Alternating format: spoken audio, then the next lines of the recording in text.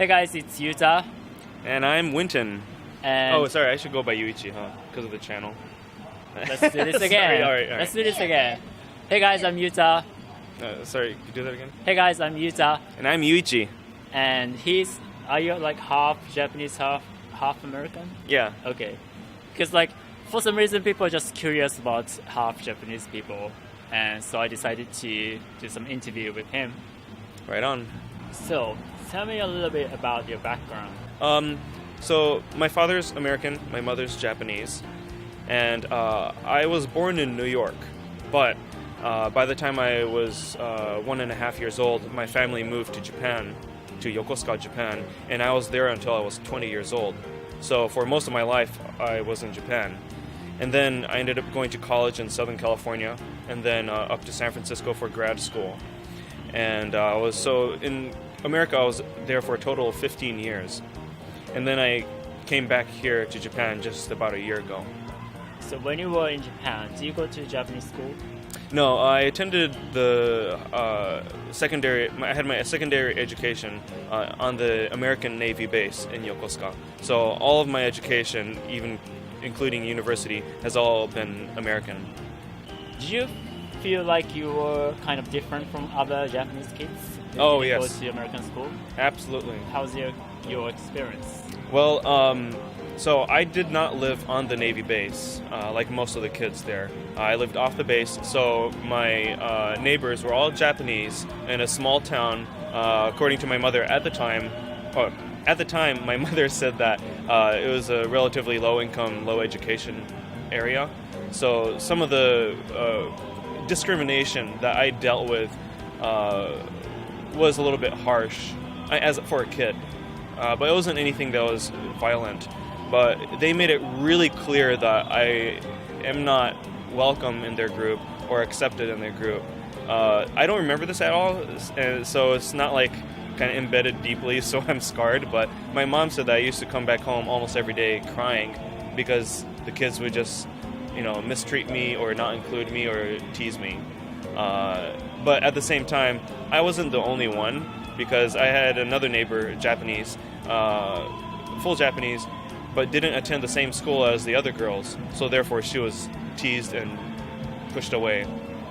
So that was kind of like that. Whereas I had some other Hafu friends that they had zero problems with their neighbors.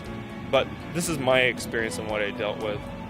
I know that even now as an adult that I do get treated like I'm not Japanese, because most people in Japan, they don't really see me as remotely Asian, like I said previously. So they just assume that I'm not a foreigner. Even like at my workplace that I visited, the school, when I spoke in Japanese to some of these people that were expecting me to be, an American, not speak Japanese at all. And then I was just speaking full fluent Japanese, and he just flipped out. He's like, "Wow, this is crazy! I can't believe you're speaking Japanese so fluently." I'm like, "Well, yes, it's because I'm half Japanese and blah blah blah." And just like a few seconds into the conversation, he's still like blown away. Do you have many Japanese friends who are not half Japanese? I have a few. Partially it's just because of the line of work that I have been working in. I would say, but yeah, I say I have a few, but not too many. I would say a lot of them has been expats. A good portion of them all just happen to be half Japanese, but I think it's because this group they tend to be really positive. We just get along really well, genuinely get along. It's actually a group on Facebook that's called Hafu Japanese, and the people there just have been really genuine and super cool. So I've been clicking with them, but we all speak English with each other, and some of them can speak fluent Japanese, which I'm like, I mostly can speak fluent, but a lot has been lost since I was living in the States for 15 years. Because sometimes, like, a lot of people think it's hard to make friends in Japan, and some people think it's because they don't speak Japanese fluently. But like your position is quite interesting because Japanese people see you as more like a white person, but you speak fluent Japanese.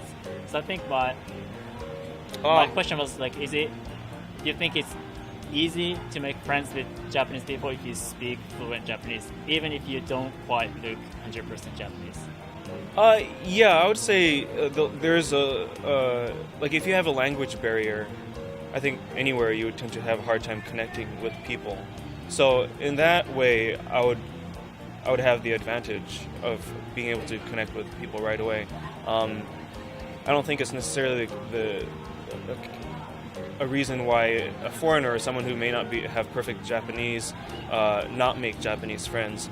I think maybe it's just more so just like, if you may have chemistry with a person, or it just might be an area kind of thing, because let's say Tokyo, for example, Tokyo just tends to be very separate and it's hard to meet people and people go in and out a lot, and just the general culture is, more or less cold. You don't just go and hug people or even your friends, right? So I think because of that, like an area that's highly metropolitan like this is hard to connect with people. Now, I do have some American friends that have lived in more rural areas, and they've made some great connections with Japanese people, despite their language abilities. Like, for example, I have a friend named Nicole. She's also half Japanese, but she was teaching in Shikoku, right? So it's as rural as you could get, really. But she would have conversations with the taxi driver, and you know what? She didn't grow up learning Japanese at all, so she knew very, very little. And yet the taxi driver always talked to her every single time he drove her around the Shikoku area. So yeah, I don't think it should be a limitation. So this question refers to Kento Naka's video in question about like a waitress speaking to an Asian-looking person. Yeah. When you go out with friends who look 100% Asian, so does it happen like sometimes the waitress or waiter, they keep talking to your more Asian-looking friends and they don't really acknowledge you? Does it happen? Honestly, it hasn't really happened to me. And partially it's because I'm very outspoken, and I just immediately ask for the menu or ask for a drink right away, and that's never been a problem. So it hasn't really happened to me. Some people have this image that Japan is very discriminatory. Maybe they might think it's quite racist or very xenophobic. What's your opinion about that? Well, how much time do you have? Yeah, you're just going to hear my opinion on this and from my experience. So in America right now, as of recent, there has been many variations on the term racism or racist. You have terms like appropriation, microaggression, and such. Sure, there are certain degrees of that. I see the merit in it. But someone who did grow up with a lot of these racist kind of things, I don't think those kind of terms are necessarily applicable to those kind of, let's just use discrimination that happens in Japan. Mainly because racism comes from a place of hate. And there's people are like, well, what about microaggressions? But the thing is that even though I grew up with a lot of these things, like kids picking on me because I'm Hafu, I could have been full Japanese with like a missing finger. They would still pick on me. It's that kind of thing. Kids, you always find something. But as far as an adult, seeing and experiencing some things, it doesn't come from hate. It just comes simply from ignorance in the purest form of that word. They just don't know. So they're going to ask ignorant questions, not because they're trying to be an idiot about it. They just don't know, and they're not used to it too. That's one thing. Like, just because you tell one person one thing doesn't mean that they're going to be like, oh, okay, I get it now. It takes a while, and then you have to consider the entire nation or entire city, and then the entire nation. So, I think that there's a lot of that to consider. So when you see those kind of discriminations in Japan as an outsider, you can't see it through your lens, even though those are the only lens you have. It's like, no, you have to understand the culture and where they're coming from.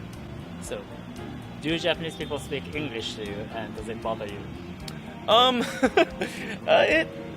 it used to, and maybe sometimes, well, it used to, I should say. It doesn't really bother me anymore because, like I said, I try to understand where they're coming from. Because I'm like, I could speak Japanese just fine. It's like, 日本語普通話せますよ.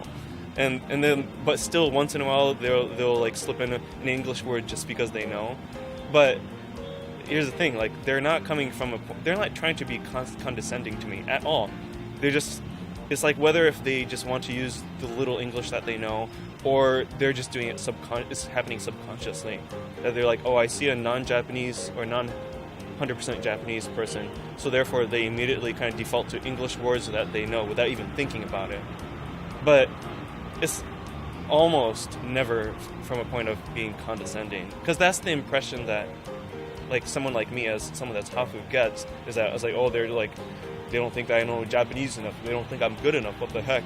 The best attitude that I've seen is actually from this documentary called Hafu, the film, which I was actually involved in that film, but in that Hafu documentary, there's a character named David Yano, who's half Ghana and half Japanese, and he has one of the best positive attitudes, and if anyone would be upset at 100% Japanese people, it would be him, but not at all. Like, he's very patient, and he considers everything as an opportunity to educate, to inform people that, yes, I'm half Japanese, and he's like all black, half Ghana, but it's kind of like, yeah, but this is my background, and people be like, oh, okay. He considers it all an opportunity, and that has, even to this day, has left an impression on me.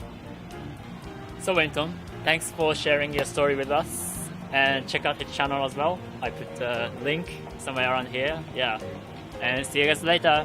Ciao, ciao. Bye bye. Bye bye. Hey guys, it's Yuta again. But I think he has a great attitude when it comes to living in a place where people treat him differently because of his background, and I think we can all learn from him. And if you're interested in learning Japanese with me, because I can teach you real Japanese and not like anime Japanese or textbook Japanese, you should click the link, choose your level, and subscribe to my list, Japanese with Yuta.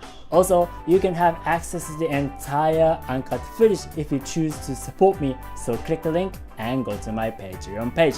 Alright, see you guys soon. Ciao ciao!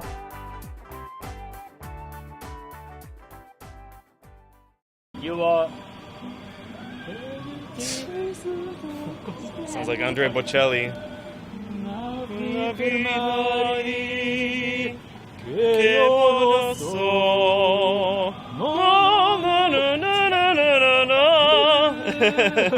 I don't know the words. I don't even know what song this is.